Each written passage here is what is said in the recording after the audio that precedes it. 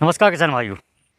तो जैसे ही नवंबर लगता है तो हमारे देश से पूरा मानसून विदा हो जाता है। उसके बाद में उत्तरी हवाएं चलने के कारण धीरे धीरे ठंड बढ़ने लगती है।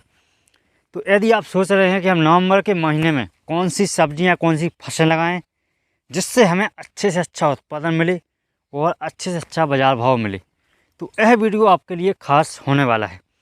तो नवंबर के महीने में आप कौन कौन सी सब्जियां कौन कौन सी फसल लगा सकते हैं जिससे आपको रेट भी अच्छा मिले और उत्पादन भी शानदार मिले, यह सब जानकारी आपको इस वीडियो में मिलने वाली है। तो चलिए शुरू करते हैं। तो जब भी आप नवंबर के महीने में सोचते हैं कि हम अपने खेतों में कौन कौन सी सब्जियां लगाएं, तो सबसे पहले आपको यह बात ध्यान में रखनी होती है कि आपको इस प्रकार की सब्जियां अपने खेतों में लगाना है जिसमें तुषार या पाला की समस्या कम से कम होती हो। तो कौन कौन सी सब्जियां हैं जिनको हम अपने नवंबर के महीने में अपने खेतों में लगा सकते हैं, आइए जानते हैं। तो सबसे पहले आपको ऐसी सब्जियों का चुनाव करना है जिनमें तुषार या पाले की समस्या कम से कम हो और कम से कम तापमान में अधिक से अधिक उत्पादन आपको मिल सके। तो सबसे पहला ग्रुप है हमारी लिस्ट में कंद वाली सब्जियां, मतलब जिनके जो कंद विकसित होते हैं, जो अधिकतर ज़मीन के अंदर विकसित होते हैं, उनमें जो टेम्परेचर का असर है कम से कम होता है।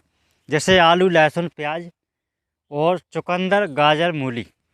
इन फसलों को यदि आप लगाते हैं तो इनमें टेम्परेचर का अफेक्ट है, जो ठंड का अफेक्ट है वो कम से कम होता है और इनमें तुषार की समस्या कभी नहीं होती है, सिर्फ आलू को छोड़ करके।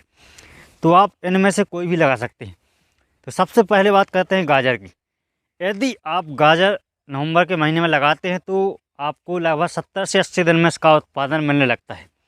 तो यदि आप नवंबर में गाजर लगाते हैं तो आपको जनवरी या फरवरी में इसका उत्पादन मिलने लगेगा। जब आपको 70 से 80 दिन बाद उत्पादन मिलेगा गाजर का, तो आपको रेट भी अच्छा मिलेगा क्योंकि शादियां स्टार्ट हो जाती हैं और लगभग जनवरी फरवरी में डिमांड भी अच्छी होती है गाजर की।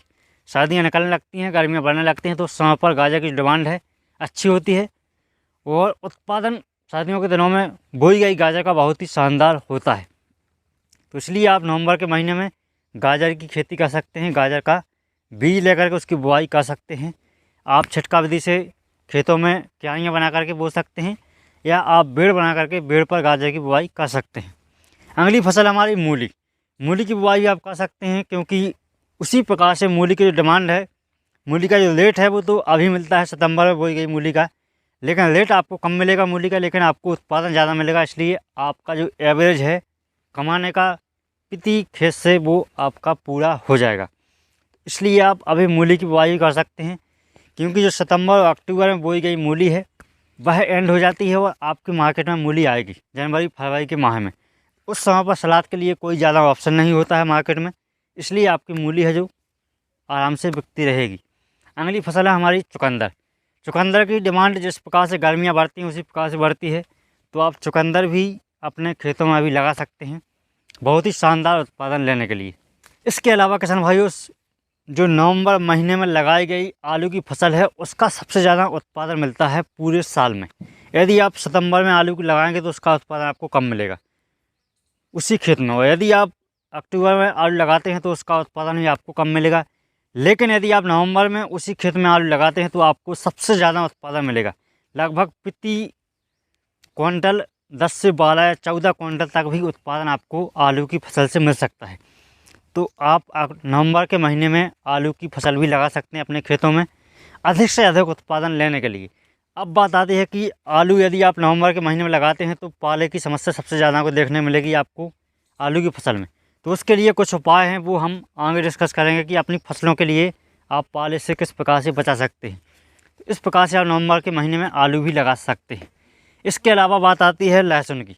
लहसुन का कभी कभी भाव अच्छा मिल जाता है, कभी कभी भाव ज़्यादा डाउन हो जाता है, लेकिन 2-3 सालों से भाव है जो लहसुन के डाउन रहे हैं। इस साल थोड़ी उम्मीद है बढ़ने की, तो आप लहसुन की खेती करके भी लाखों रुपए कमा सकते हैं इस महीने में।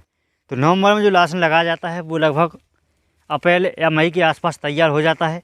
तो यदि आप अभी लहसुन लगाते हैं तो भी आपके लिए अच्छा रेट और अच्छा उत्पादन मिल सकता है। तो लहसुन की बुआई भी आप अभी कर सकते हैं अपने खेतों में। इसके अलावा आती है प्याज।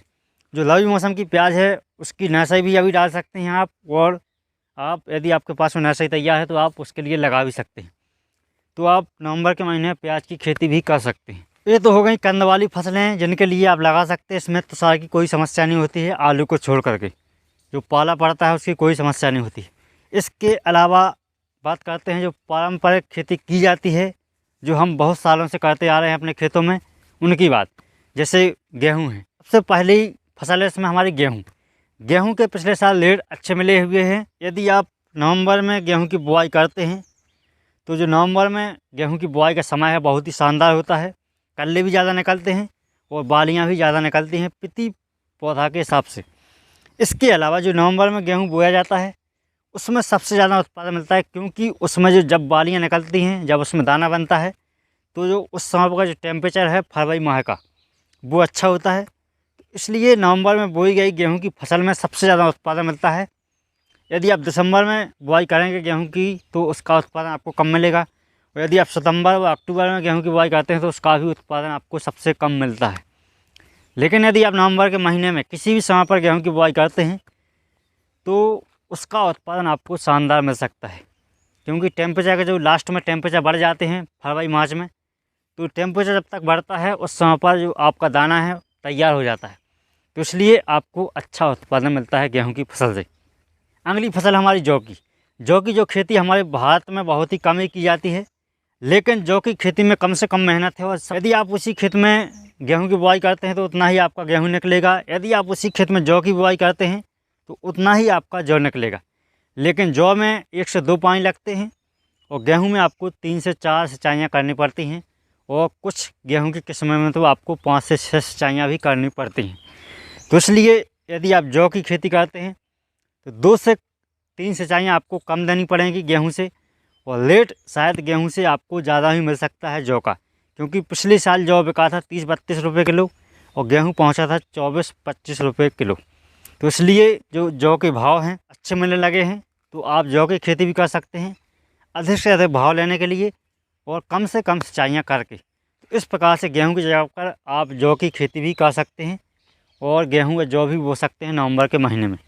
दूसरा हमारी लिस्ट में सरसों की खेती। सरसों की बुआई भी आप नवंबर के महीने में कर सकते हैं, क्योंकि नवंबर के महीने में यदि आप सरसों की बुआई करते हैं तो सरसों का जो फैलाव है प्रति पौधा, कल्ले हैं ज़्यादा निकलते हैं और आपको उत्पादन भी अक्टूबर सितंबर की तुलना में मिल जाता है। लेकिन जब भी आप नवंबर में सरसों की बुआई करें तो जो पौधे से पौधे और लाइन के लाइन की दूरी का जो स्पेस है वो आपको ज़्यादा रखना चाहिए, क्योंकि जो इसका फैलाव ज़्यादा होता है। और जनवरी फरवरी में जब सरसों में पत्तियां ज़्यादा होती हैं, उस समय पर नमी ज़्यादा होती है मौसम में, तो जो सफ़ेद फफूंद है वो लगने लगती है, जिसको सरसों का भभूतिया रोग कहा जाता है। वो अधिकतर सबसे ज़्यादा लगता है लेट बोई गई सरसों की फसल में। तो इसलिए यदि आप गैप रखेंगे तो आपको यह समस्या नहीं आएगी। इसके अलावा आप मटर की बुआई भी नवंबर के महीने में कर सकते हैं। जो भी नवंबर के महीने में मटर बोई जाती है उसके लिए रेट तो कम मिलता है, लेकिन उसका उत्पादन शानदार मिलता है। पूरे साल की तुलना में सबसे ज़्यादा उत्पादन नवंबर में बोई गई मटर से ही मिलता है। वो जो पौधे हैं कम से कम मरते हैं। यदि आप सितंबर में मटर की खेती करते हैं तो उसका रेट तो शानदार मिलता है, लेकिन पौधे बहुत से मर जाते हैं और प्रति एकड़ के हिसाब से कम उत्पादन मिलता है, लेकिन रेट शानदार मिलता है सितंबर में बोई गई मटर का। लेकिन वहीं आप नवंबर में यदि मटर की बुआई करते हैं तो आपको प्रति एकड़ उत्पादन सबसे ज़्यादा मिलेगा और कम से कम पौधे मरेंगे और कम से कम आपका खर्चा होगा, क्योंकि आपको फंगिसाइड, इंसेक्टिसाइड कम से कम स्प्रे करने पड़ते हैं। इसलिए कम से कम खर्चे में यदि आप मटर की खेती करना चाहते हैं तो आप नवंबर के महीने में मटर की बुआई भी कर सकते हैं। ऐसी कुछ फसलें हैं जिनके लिए आप नवंबर के महीने में लगा करके बहुत ही अच्छा उत्पादन ले सकते हैं और बहुत ही अच्छी कमाई कर सकते हैं अपने खेतों से। अब जानते हैं कि आपको कौन कौन सी फसलें नहीं लगाना चाहिए अपने खेतों में। तो सबसे पहले मिर्च को आपको नवंबर के महीने में नहीं लगाना चाहिए। इसी प्रकार से आपको टमाटर और बैगन की फसल भी नवंबर के महीने में नहीं लगाना चाहिए, क्योंकि हमने 2 से 3 सालों में हमने बैगन और टमाटर की खेती की है। इनका उत्पादन कम से कम मिलता है और लोगों का अटैक भी सबसे ज़्यादा होता है, पाले की समस्या भी इनमें सबसे ज़्यादा होती है। तो इसलिए मेरी तरफ से आप नवंबर के महीने में बैगन, टमाटर, मिर्च नहीं लगाएं तो बहुत ही अच्छा होता है। दिसंबर की जब ठंड निकल जाए, ठंड कम होने लगे, तो आप इसके बाद में इसको लगा सकते हैं। इस प्रकार से आप इन फसलों को लगा करके अच्छा उत्पादन ले सकते हैं और इन फसलों को लगाने से बच सकते हैं।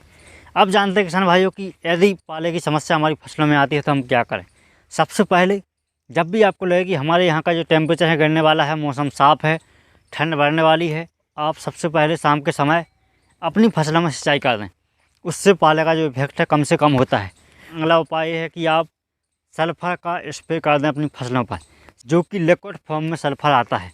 आप सिलिकॉन का भी स्प्रे कर सकते हैं और सल्फ़र का भी स्प्रे कर सकते हैं अपनी फसल को तुषार से बचाने के लिए। इस प्रकार से अपनी फसलों को बचा सकते हैं पाला से और इन फसलों को लगा करके अधिक से अधिक उत्पादन ले सकते हैं। वीडियो अच्छा लगा तो वीडियो को लाइक करें, सब्सक्राइब करें चैनल के लिए इसी प्रकार के वीडियो पाने के लिए।